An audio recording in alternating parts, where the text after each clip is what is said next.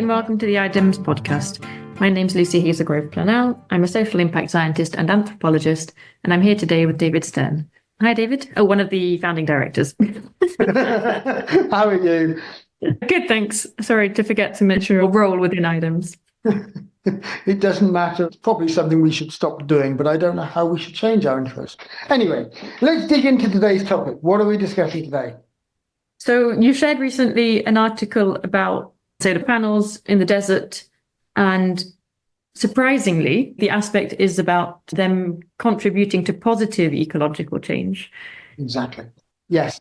This was what was so interesting and so exciting to me, that there was a study in China, I believe, where it was looking at the effect of solar panels in desert regions on biodiversity, and broadly finding that it had a huge increase in the shade of the solar panels on increasing local biodiversity, which is huge. This is basically stating that you could be not only generating power in desert regions, but also using that to increase the biodiversity, to reduce desertification, to increase the natural life cycles, increase agricultural output in these specific contexts. Now, I've not seen this and all the studies around this. I am not an expert, but I was really excited because of the work we do in West Africa by the potential. Here's an intervention which I was always wondering, there's lots of sun in the desert, is turning this into a huge electrical farm which could then support electricity to the whole country and maybe beyond. Is this something which would be positive, negative? And to hear that it could actually reduce desertification, it could increase biodiversity, you could potentially be regaining agricultural land. This is huge. Yeah, there's several aspects to think through there. So I think the research found that because, I think, as you mentioned, because the solar panels were creating shade and therefore a cooler environment, that more microorganisms were able to survive and even flourish, which is sort of the opposite of what's happening in other solar panels, in solar panels in other regions. Yeah, and I think one of the key things is that broadly the solar panels are playing the role of trees in some sense. That's a nice way of putting it. You know, your solar panels are absorbing the sunlight, they're creating shade, they're using sunlight to produce, but they're also creating an environment which is less extreme and so on. So chopping down trees to put in solar panels is a really bad idea. But in environments where it's difficult for trees to take root and to be able to create this, this is the obvious place where it should be ecologically good to use solar panels to be able to potentially really transform those environments. And it might be that this is something you don't think of over a forever period, but you think of as a way to maybe then introduce trees into the environment over, let's say, 30-year period. And maybe you're actually turning deserts into forests. This is something where I don't know what this could be doing, but the possibilities are incredible. Okay, yeah. So I'm seeing more of a sort of cycle thing, because I think they say anyway that these solar farms, they don't have a very long life cycle. And so if in their sort of initial phase, they can increase the fertility of the soil and the environment and sort of set up a context where it is possible to then put in some plants and let some life start existing again. Because you were mentioning doing agriculture again, to me that was too much of a big step suddenly. But now I'm sort of starting to see a bit more of a cycle and a journey for how it could get that way. And it's something where I've lived in some of these environments and I've thought about them a lot. And in all that time, one of the things which people always talked about was the problem of desertification and the fact that the desert region is expanding. It's sort of gobbling up agricultural land because of the natural cycles which come. And of course, one of the only success stories I ever heard about fighting desertification was trees. There's a few other things, but it's mainly trees are so incredibly powerful at this. They produce barriers which actually reduce or slow down desertification in different ways. And there's research which I've seen which relates to that, which seems very positive. But to actually now think, well, wait a second, we could be using modern technologies, we could be using the fact that this is what's really exciting. Countries like Niger, Mali, have huge amounts of desert land, which, if you think of this as a solar resource, this is like sitting on a gold mine. You have real access to solar energy at a scale which would be incredible. Now, I'm not saying this is the long-term solution in any way, because there's all sorts of other things which come in, and I don't think the technologies are there to think and to understand the long term. But to think about the fact that this could be, over the next 20 years, an incredible source of revenue for these countries, where they turn their unproductive desert regions into highly productive solar farms, as well as improving the environment in those regions. Oh, that is big. This is exciting. I can see development in a region, in a context where it was always difficult to imagine how it wouldn't be exploitative. But this is something where, done right, it could be this amazing win-win. Now, doing it right is a whole different matter, but still. And I'm thinking there partly, yeah, in terms of the exploitative aspect that you just mentioned, and also in terms of agroecology. At least in our work, we don't really talk much about solar panels and that sort of technology.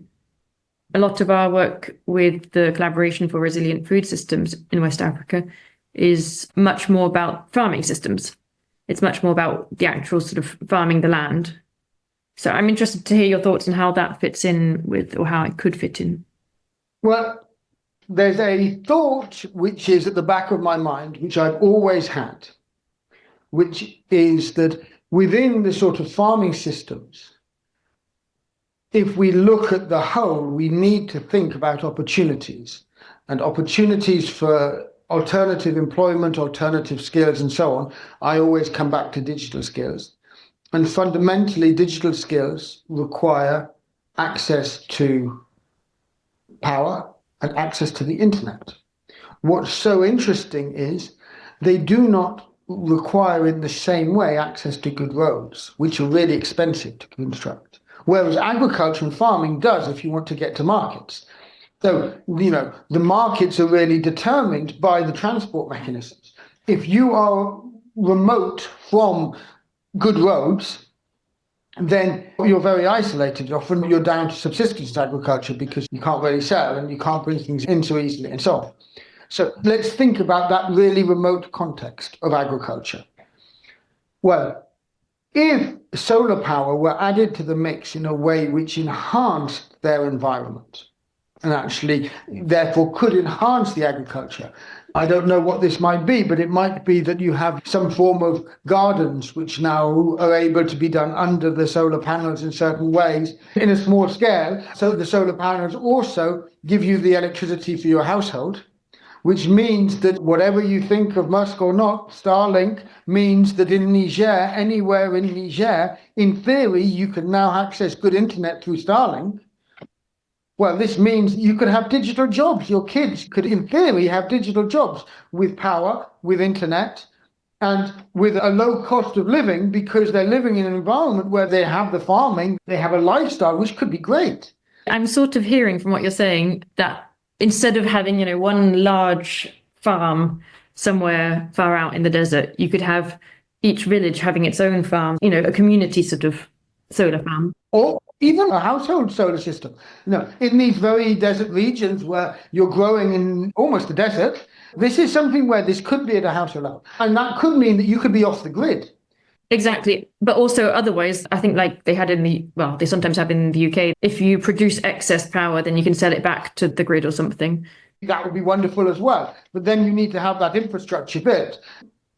This is in some sense jumping ahead. What I'm saying is that this could have implication for smallholder farmers in the context within which we work as part of the mix of them being able to have a sort of very local circular economy where their energy demands are generated from within, and their gateway, their road to the world is the internet. All I'm saying is this is quite exciting, that this is actually, things like this are now possible. And that is a tie-in to this sort of agriculture and the agroecology that we're doing. The other tie-in that I see is, okay, let's think now about these big solar farms in the desert. Actually, what might that look like? Big regions of the desert, which are basically at the moment unusable. The land is really unusable. Now, converting that into solar farms where you have, of course, you have to have people living there to manage them. Either you have to import a lot of food or you need to bring agriculture and self-sustaining agriculture into the desert. Now, there are interesting ways to do this, which are more high-tech rather than low-tech. But now you're exporting electricity. So that means the fact that you can import things into the system to be able to actually maybe start growing things locally, but then you could go beyond that. If you're getting the environment to change from the solar panels, that means that you could accompany this with elements of agricultural innovation in these contexts. This could create whole new communities. This could be, I don't know what this could do. It is a new set of opportunities where you're using land in ways which is different to land use that I've ever thought of before. You can think of this simplistically, which is how I've always seen these ideas of these big projects. There have been many times where I've heard people talk about using the Sahara Desert to basically generate the power that's needed for Europe. The potential there, the solar power potential there is enormous. But I'd always seen that as being extractive. And so I'd never got very interested in that as an idea. Now I can see how this could be something which is not only a supply, but it's constructive. You're building communities, you're building jobs, you're building workforces, you're building opportunity. Not just because you're extracting sunlight or power from sunlight, but you're actually you're improving the environment while you're doing so. You're actually building the communities potentially around what you're doing. Towns of the future could emerge from this in ways that could be extremely exciting. I don't know. I'd never thought of it before. And that research suddenly opened my mind to the fact that, well, of course, if you provide shade, you essentially are capturing humidity, you're reducing the temperature. Of course, in a desert context, this can improve the ecosystem. There's so much light in a desert context that... It's amazing. And it's so obvious to think of this now as an environmental investment, rather than just an extraction of energy. Yeah, I'm going straight to the sort of how to, the actual, what would it look like and the concreteness of it. And so imagining sort of oases, like solar oases perhaps. But then I come to the fact of, well, what about water? You'd always, if there's random communities and pockets, strategically placed pockets perhaps, then what would happen to water? Like, how would you get water there?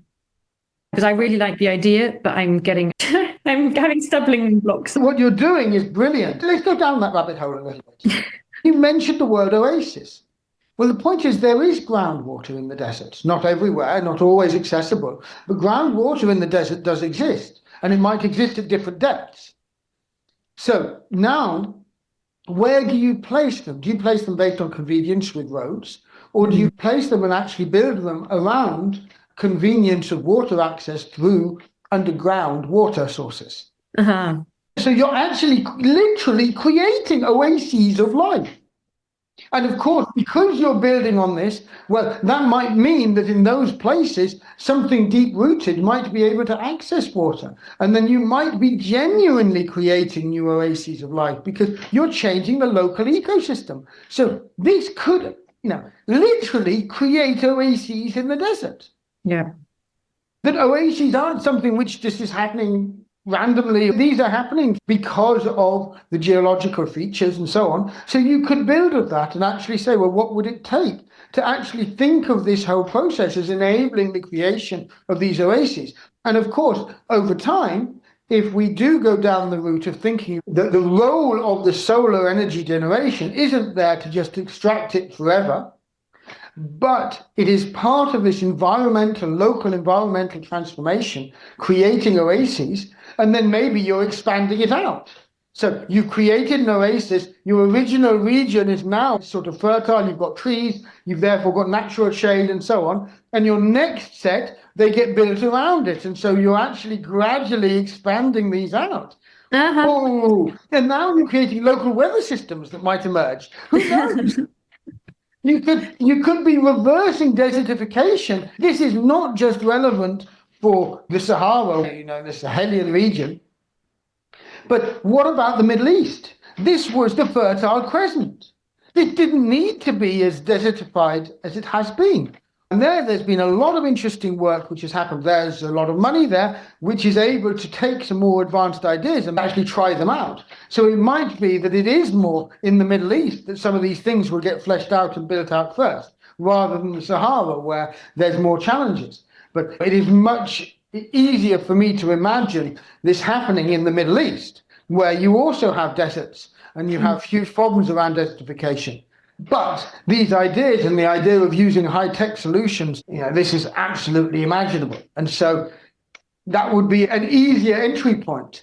And it is not beyond expectation that if this was happening in the Middle East and it was successful there, then there are already some big collaborations, a lot of development in places like the Sahelian region has been funded by Saudi Arabia and other places in the Middle East who have picked up and supported infrastructure development in interesting ways. And so it's absolutely imaginable that if the technologies are built and refined in the Middle East, that they then translate. Of course, the Middle East isn't the only place with deserts. There's deserts in the US, there's deserts in Asia. A lot of the world has desert regions.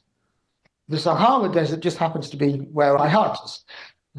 Can I also, at least someone living very far from a desert, my imagination is of an empty place, but in fact they are very much lived in spaces, and I think especially people go through them, like the places of passage. I'm trying to imagine the social changes that would create. Yes, exciting, interesting. I have no idea. Who owns the land? These are really interesting questions. Land ownership becomes a really interesting issue. If you want to go and build a solar farm in the desert in Niger, who are you actually negotiating land rights with?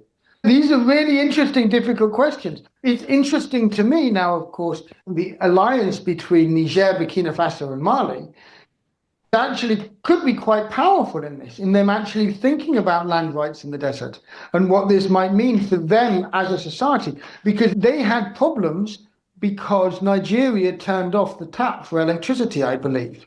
This was, I believe, one of the challenges that they had, and one of the reasons they had power cuts for a long time was because they were reliant on coastal countries for their electricity. Yeah. Now, imagine they suddenly become exporters of electricity to their neighbors. This is now changing power relations in a way which is very exciting and very interesting. And I've spent enough of my life in Niger, Burkina Faso, and Mali that I know that the challenges of these environments, and whatever people may think about what's happened with the politics there and other things and so on, I want these countries to succeed. If they can succeed, we're on a good track, because they are such a difficult environment. If we, not we as people, but if we as society, as a global society, if we can't have societal structures which enable countries like them to succeed, we're going to be worsening inequality, we're going to be having problems with migration, with all sorts of other things. Whereas here you have solutions where they can, with dignity, become important exporters of a natural resource they have, which is sunshine. A renewable natural resource. renewable natural resource, exactly, which is in great demand, and they can use this for their own development first and foremost. Exactly. It is something where, oh, it's an exciting idea. It is, yeah. We'll see if anybody catches on to it or catches on to the possibilities. I'm afraid this is the first time I'm talking about it, but I'm now going to be sort of bringing this up with people in a number of different forums because I believe there is something really big which could come out of this. I think it can get different people thinking about solar energy in a very different way and about the role solar energy can play in terms of not just its environmental benefit, in terms of reducing greenhouse gas emissions and so on, but in terms of improving the environment. Yeah. And the fact that in other contexts, this is potentially controversial and, solar farms have their controversy. The fact that they bring a positive environmental impact to desert regions, once that is known, once that's understood, it's a no-brainer that it's something that we globally should be working on and should be using. Well, great. Thank you very much, David, for sharing your thoughts and ideas about that. Thank you for engaging with it as well. It's a topic which it's just hit me as something which I really am excited about. Thank you. It's been a nice discussion.